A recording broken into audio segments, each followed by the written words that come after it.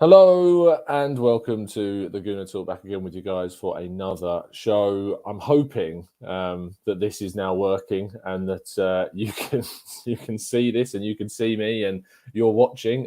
There's a good number in the top left-hand corner of my screen, so I'm hoping that's a good sign. Please let me know in the chat box if this is working. For those that are wondering what I'm talking about because you're catching up, we did a show about 10 minutes ago. I spoke for 6 minutes to absolutely no one, and then it decided to start on YouTube. I could have just carried on with it, but what's happened previously with StreamYard is I've done that before, and then when it uploads to YouTube, it cuts off the first 6 minutes of the show. When I talk about as much news as I do in the first 6 minutes, it wouldn't make too much sense to do that. And you guys in the chat box are saying that it's working, so thank God for that. We did the British way of turning it off and turning it back on again to fix it, which seemed to work. So good morning. Let's try this again. I hope you're well. I hope you're doing good. Please do drop a like on the video for the swift nature in which we fix things and got you guys watching back again on the show. We've got lots to talk about. For me, lots to talk about yet again for the first 6 minutes anyway. And if you could show your appreciation by dropping a like and, of course, voting for us too in the FCAs by tweeting I am voting for at the Gooner Talk TV in the at the _FCAs for hashtag best club creator. Yes, Michael, I am getting sacked in the morning. That's a very appropriate comment to use right now. But yeah, we fixed it, so it's all good. But let's crack straight on with the news, and we talk about the thing which I spoke about initially, which is that Sarah Rudd, who is part of StatDNA, the big kind of a statistical association to Arsenal's recruitment setup, has left. And she said, after 9 seasons with Arsenal and StatDNA, it's time for a new change. I feel incredibly honoured to have worked with the club that I love and work side by side with some of the best in the business. Now, this doesn't necessarily mean that a lot's changed with StatDNA, despite her being there for a long time. Arsenal are doing some structural changes. They've moved on a couple of people in this sector. Someone, I believe, has come in from Malmo as well to kind of fill a couple of roles there. So it doesn't necessarily mean that StatDNA is going anywhere or is changing significantly. But Edu did speak about, the technical director, of course, that he does want to move to a more kind of stat-driven approach to recruitment, analysing players and possible signings with much more stat-based approaches. We made 55 people redundant during the pandemic, and a lot of those were kind of exterior scouts in other nations and countries, the likes of Brian McDermott, Francis Cajagale, all of those guys moved on. So they do need to do something to kind of address that. But there's some changes going on with StatDNA. And Sarah Rudd is one of those changes. Arsenal did, though, and this wasn't using StatDNA, but they did make an official signing from their kind of under 18, so very much an internal kind of signing at the club, which is still a great bit of business for Arsenal. Nathan Butlet-Oyedeji joined us and has signed that first professional contract after playing with the under 18s. He's most likely to now move up a level and move to those under 23s. And he joins a group of players like Hugo Taylor-Hart and Arthur Okonkwo that have also signed professional contracts of late. And so that's a really good bit of news as well. So I'm looking forward to seeing what Nathan can do in the under 23s next season. Of course, we will be covering all of the youth football along with Kev from Next Generation Arsenal in our monthly tactical breakdown reports on the youth. So I look forward to bringing you guys all of that good content. Now, it was the Arsenal Media Day yesterday, and Sead Kolasinac was involved despite him being heavily linked with a move away from Arsenal. The Bosnian international is interested in Fenerbahce, and they would like Arsenal really to terminate his current contract so they don't have to sign him on a transfer fee. It's not something Arsenal are too unfamiliar with. Of course, Godra Mustafi had his contract ended, so did Socrates, and there's been plenty of other instances of players having their deals cut short. And his £100,000 plus per week deal means that if we were to terminate it through paying it off, it would cost us over £5 million, which isn't too great in a window where you're trying to save and make money and spend it smartly. So a deal to Fenerbahce could yet happen, but he did take part in that media day yesterday and so had those photos taken and all of the media stuff associated with that, as did Hector Bellerin, who we know has been linked with a move to Inter Milan for some time, but this one does not look particularly healthy as a possible move. Inter Milan are supposedly still pursuing other right backs, with Denzel Dumfries of PSV, one of their key and main targets. But Bellerin could still leave. We talked about interest from the likes of Atletico Madrid, Sevilla, and Villarreal as well. So they're teams that he could go to. Real Betis, of course, were previously interested in him as well. So he could still leave, but this has slowed down that possible exit process, which isn't the best for Arsenal's recruitment side of things, so they can use any money involved with a possible sale. Now, the final kind of Media day story was Joe Willock's involvement in the media day. Now, we told you yesterday that 90 Min have reported that a £25 million agreement between Arsenal and Newcastle had been reached. I was very sceptical about that and tried to follow it up with someone I know that's there. And whilst they were, fairly confident in the person that reported the story, we've been quite sceptical about kind of sources coming out from there. And then reports have now come out today that there's no movement on this deal. There's kind of no truth. TalkSport actually distanced themselves from being credited with a report saying that he was on his way to Newcastle yesterday, which isn't true because he was at the media day with Arsenal having his pictures taken.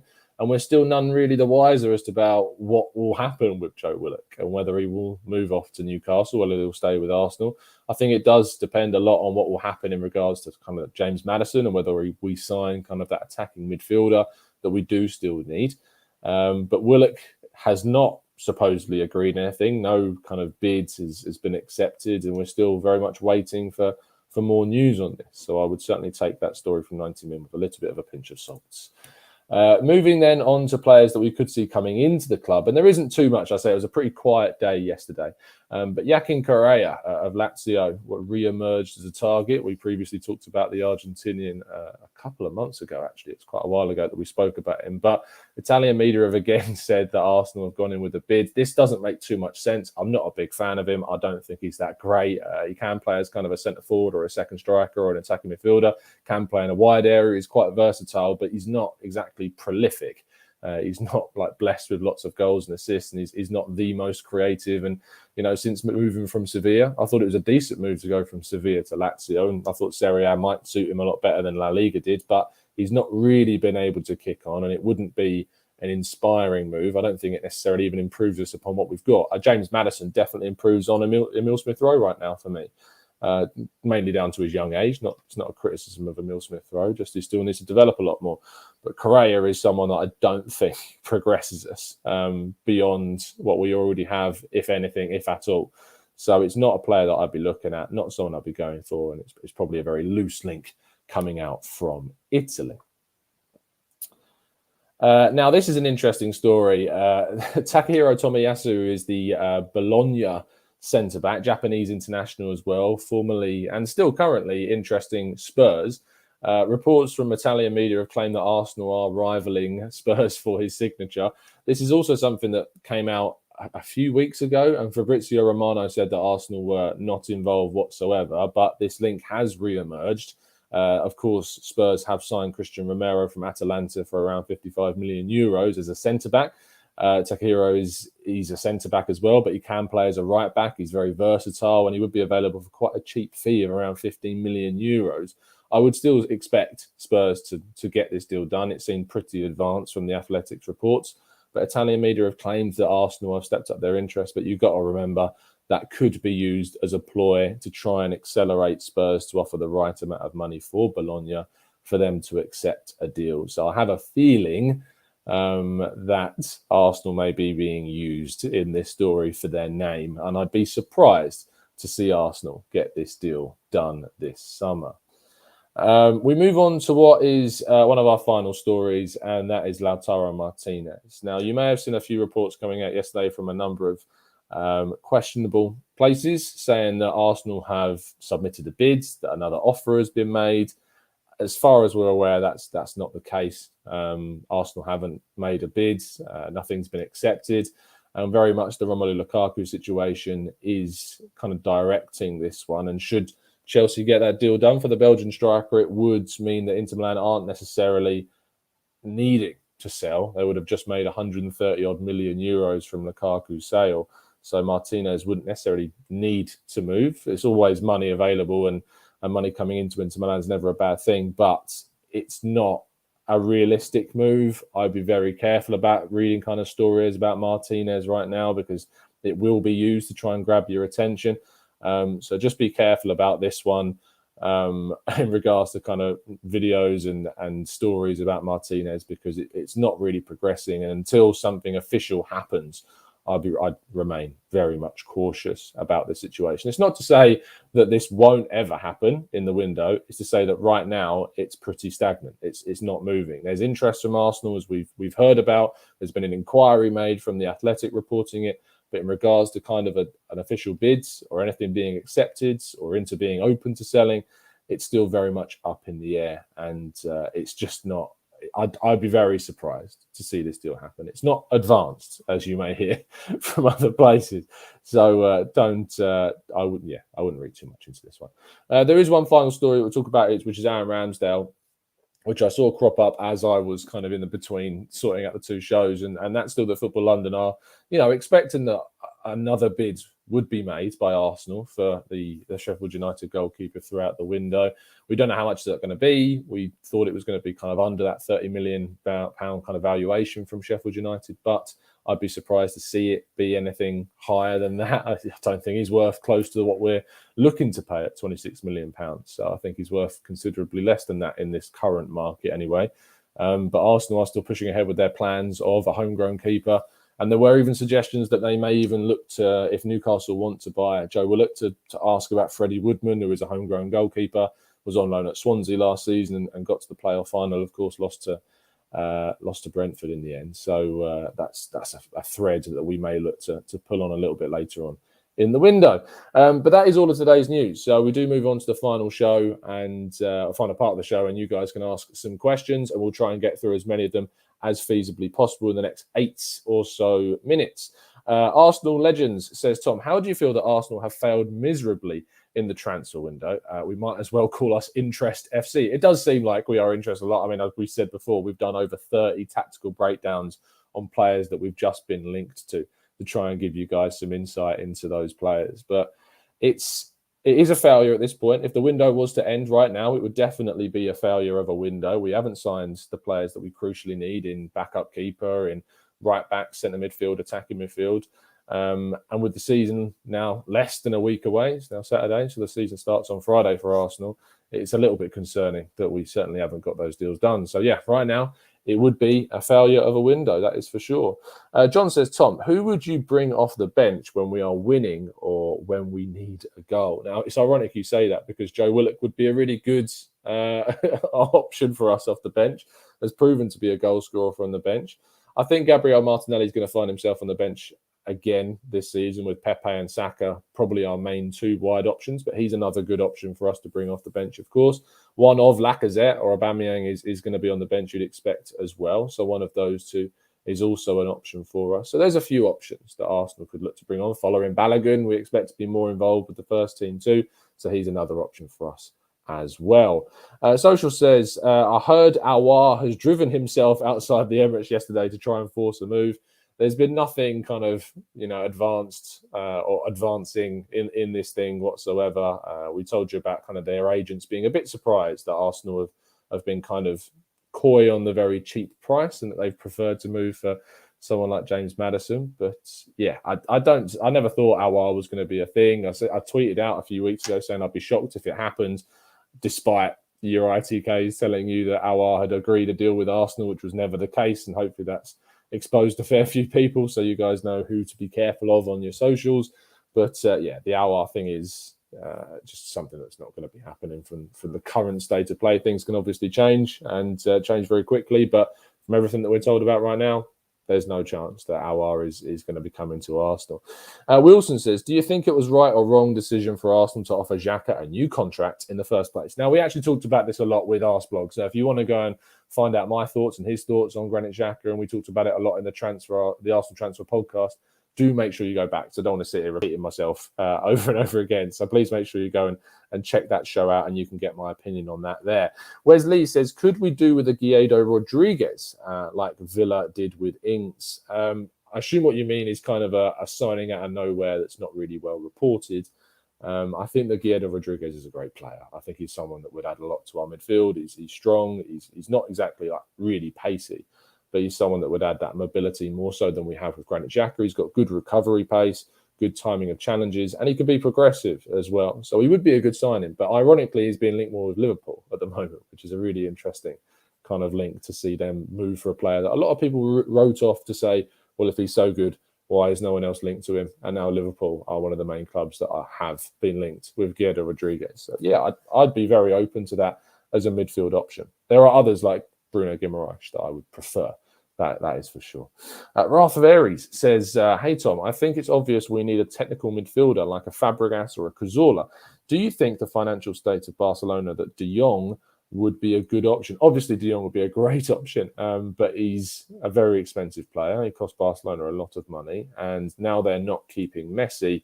They can probably keep hold of someone like a De Jong. But maybe if Arsenal went in with a very significant bid, they could persuade him to move on. But I would absolutely take him, but I just don't think that Frankie de Jong is a realistic option for Arsenal during this window. Maybe next year if Arsenal was to get Champions League football, maybe we could go for a player of his caliber.